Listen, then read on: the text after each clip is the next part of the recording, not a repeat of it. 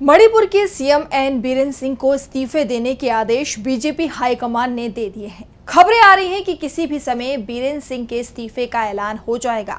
दावा तो यहां तक किया जा रहा है कि उन्होंने अपने इस्तीफे के बारे में राज्यपाल को बता दिया है। बीजेपी विधायकों में भी इसे लेकर चर्चाएं चल रही हैं कि बीरेन सिंह अपना इस्तीफा राज्यपाल को सौंप चुके हैं। फिलहाल बीरेन के इस्तीफे को लेकर जो खबरें आ रही हैं उससे एक बात साफ हो गई है कि बीजेपी ने 1 साल बाद ही सही ये स्वीकार कर लिया है कि उनकी सरकार मणिपुर में शांति बनाए रखने में पूरी तरह से फेल साबित हुई है। इसी सवाल को लेकर अपनी स्पेशल रिपोर्ट में आज हम करेंगे चर्चा। नमस्कार, मैं हूं आपके साथ मानसी। मणिपुर में 1 साल से ज्यादा समय से हिंसा चल रही है। राज्य सरकार की तरफ से जैसे ही ये दावा होता है कि अब शांति लौट रही है, उसके कुछ ही देर में हिंसा की बड़ी खबरें आना शुरू हो जाती हैं। पिछले 7 दिनों में तो मैतेई और कुकी समुदाय जो आपस में भिड़े हुए हैं, उनकी तरफ से ऐसे हथियारों का इस्तेमाल किया जा रहा है जिसने सुरक्षा बलों की नींद उड़ा दी है, क्योंकि इनका तोड़ सुरक्षा बलों के पास भी नहीं दिख रहा है। सबसे बड़ी बात तो यह है कि मणिपुर बॉर्डर स्टेट है, म्यांमार से उनकी सीमा मिलती है। ऐसे में सुरक्षा की चिंता को ज्यादा ही दिखाई दे रही है। पिछले सप्ताह भर में राज्य में हिंसा की घटनाओं में बढ़ोतरी देखी गई है। इस दौरान 8 लोगों की जान भी चली गई है। आपको बता दें कि ड्रोन, आरपीजी और आधुनिक हथियारों का इस्तेमाल दोनों गुट एक दूसरे के खिलाफ कर रहे हैं। इसी के चलते केंद्र सरकार की तरफ से राज्य के सीएम को इस्तीफा देने के लिए कहा गया है। केंद्र के निर्देश पर ही सीएम बीरेन सिंह राज्यपाल से मिले और इसके बाद उनके इस्तीफे की खबरें अब चालू हो गई हैं। राज्यपाल से इस मुलाकात के ठीक पहले बीरेन सिंह ने अपने सभी विधायकों की सीएम हाउस में मीटिंग भी बुलाई थी और कहा जा रहा है कि उन्हें केंद्र से क्या निर्देश मिले हैं, इसे लेकर विधायकों के साथ पूरी जानकारी साझा की है। राज्य की विधानसभा को जल्दी भंग किया जा सकता है और कुछ समय के लिए राष्ट्रपति शासन लगाया जा सकता है। अगले साल मार्च या फिर इसके बाद मणिपुर में विधानसभा चुनाव कराए जा सकते हैं। मणिपुर में पिछले चुनाव मार्च 2022 में हुए थे, यानी इस बार विधानसभा चुनाव समय से 2 साल पहले ही हो सकते हैं। इसी साल 20 जून को भी बीरेन सिंह ने सीएम पद से इस्तीफा देने की पेशकश की थी, लेकिन बाद में ये फैसला बदल लिया था। लेकिन बीरेन सिंह राज्य में शांति लौटाने में पूरी तरह से नाकाम साबित हुए हैं।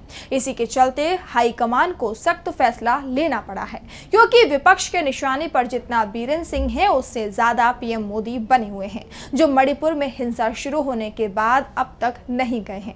लोकसभा चुनाव में भी प्रचार करने के लिए पीएम मोदी मणिपुर नहीं गए थे और मणिपुर के लोगों ने भी राज्य की शांति भंग करने के लिए बीजेपी को सजा दे दी थी। जबकि राज्य की दोनों लोकसभा सीटों पर कांग्रेस को जीत मिली, बीजेपी और उसके सहयोगी दलों के हिस्से हार आई। जहां एक और कांग्रेस सांसद राहुल गांधी कई बार मणिपुर पहुंचकर स्थिति का जायजा ले चुके हैं, राहत शिविरों का दौरा कर पीड़ितों का हालचाल जान चुके हैं, तो वहीं दूसरी तरफ इन सब के बीच प्रधानमंत्री ने मणिपुर आना मुनासिब ही नहीं समझा। बीरेन सिंह के चलते नरेंद्र मोदी की छवि बुरी तरह से प्रभावित हुई है, जिस छवि को गढ़ने में बीजेपी ने अपनी पूरी ताकत लगा दी है। मणिपुर ने उसे दागदार बना दिया।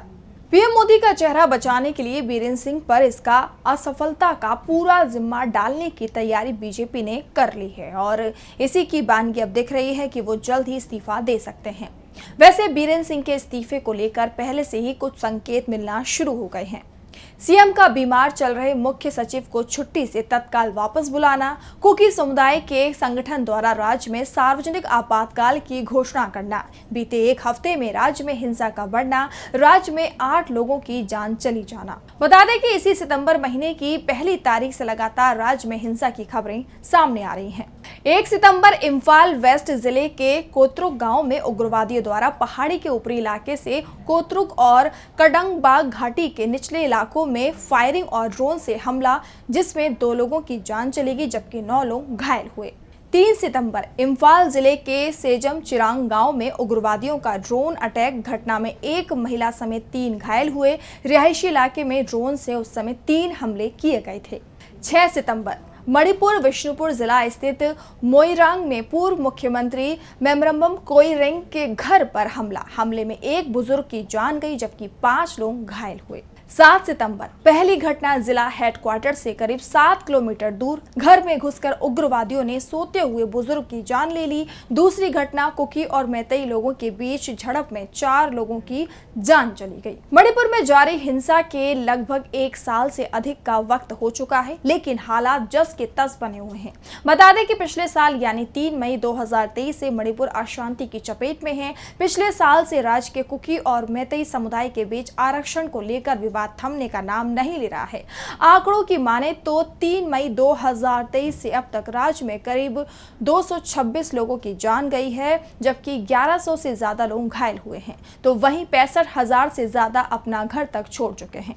मणिपुर की आबादी फिलहाल 38 लाख की है, जिसमें मैतेई 53% है, तो वहीं नागा कुकी 40% है। जहां एक और मैतेई इम्फाल घाटी में रहते हैं, तो वहीं नागा कुकी ज्यादातर पहाड़ी जिलों में रहते हैं। मणिपुर में इस समय जो चल रहा है उसे जानने के लिए हमें थोड़ा पीछे जाना होगा। इस सब के बीच ये जानना भी जरूरी है कि मणिपुर में ये सब कुछ शुरू आखिर कैसे हुआ।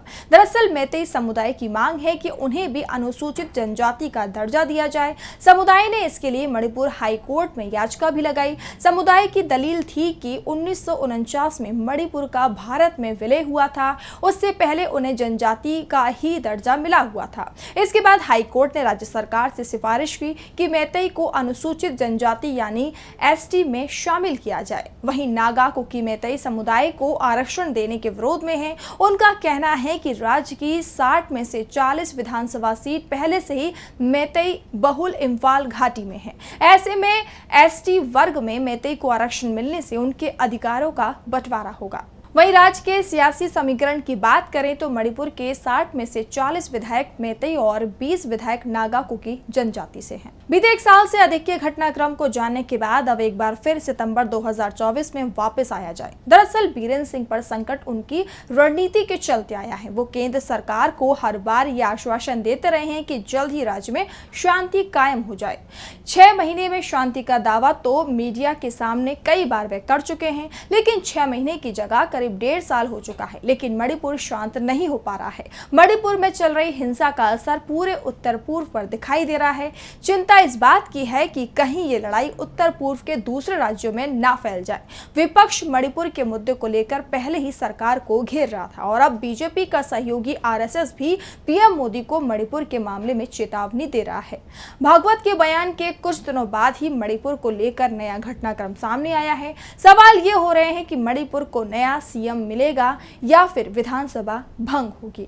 हमारे चैनल से जुड़े रहने के लिए YouTube पर टाइप करें DB लाइव, सब्सक्राइब बटन को क्लिक करें और बेल आइकन को दबाना न भूलें ताकि खबरें आप तक पहुंचती रहें। देखते रहिए DB लाइव, क्योंकि यहाँ हैं खबरें लगातार।